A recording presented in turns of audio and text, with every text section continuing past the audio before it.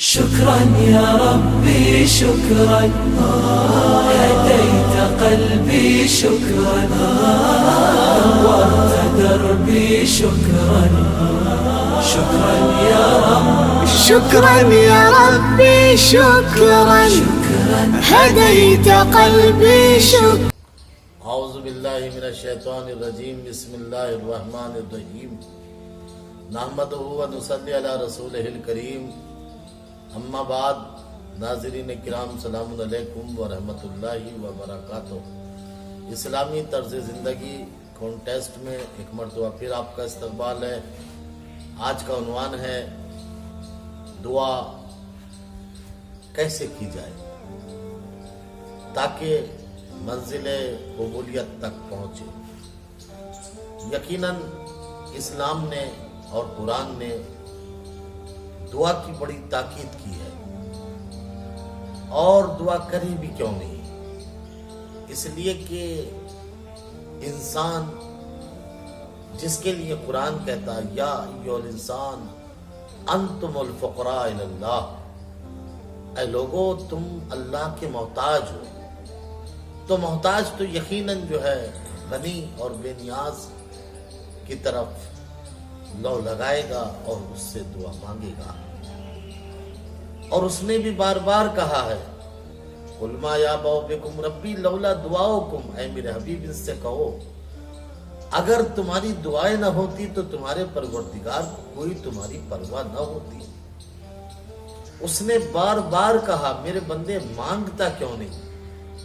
اب سوال یہ ہے کہ مانگا کیسے جائے۔ میرے ناظرین اور میرے دوستو، سب سے مانگنے کا طریقہ نہیں آتا، جس طرح بات کرنے کا طریقہ سب کو نہیں آتا، اسی طرح مانگنے کا بھی طریقہ نہیں آتا۔ مگر یہ مذہب جعفریہ اور فقہ جعفری، اس کی شان نرالی ہے کہ اس نے انسان کو کہیں پر بھی تنہا نہیں چھوڑا، اور یہ ہمیں فخر حاصل ہے کہ ہمارے ائمہ نے ہمیں ہر چیز بتائی ہے۔ اور یقیناً اگر ہمارے ائمہ نہ ہوتے تو دنیا کو نہ تو توحید کا پتہ چلتا اور نہ توحید سے ارتباط کا طریقہ آتا۔ توحید سے ارتباط کا طریقہ اسی کو تو دعا کہتے ہیں۔ یہ خود امام سجاد نے صحیفہ سجادیہ کے ذریعے بتایا کہ پروردگار سے کیسے بات کی جائے، کیا طریقہ ہونا چاہیے، ہمارے معصومین نے بتایا۔ اس کے کچھ اصول بتائے۔ سب سے پہلی بات جو اماموں نے بتائی کہ دعا میں سب سے پہلے قبلہ رخ ہونا چاہیے، قبلہ رخ ہونے کے ساتھ ساتھ باوضو ہونا چاہیے۔ دو باتیں ہو گئی۔ تیسری بات، ہاتھوں کو بلند کر کے دعا مانگنی چاہیے۔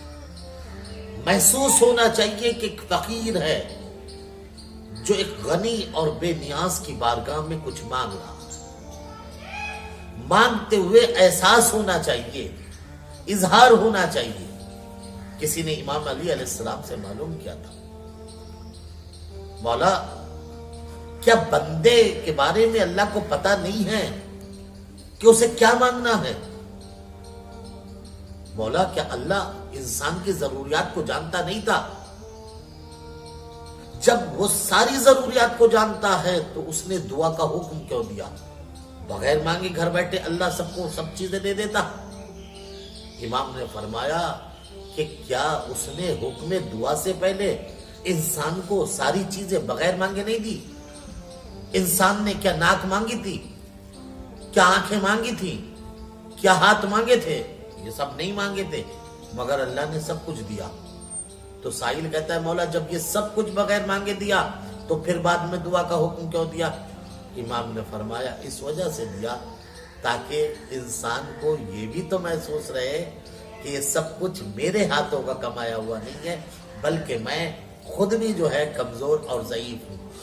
اللہ نے دعا کا حکم اس وجہ سے دیا، میرے مولا کے جملے ہیں، اس وجہ سے دعا کا حکم دیا تاکہ انسان میدان دعا میں جا کر اپنی فقیری کا اعلان کرے، اس کی صمدیت کا اظہار کرے۔ میں کتنا فقیر ہوں، ہاتھوں کو بلند کر کے کہے۔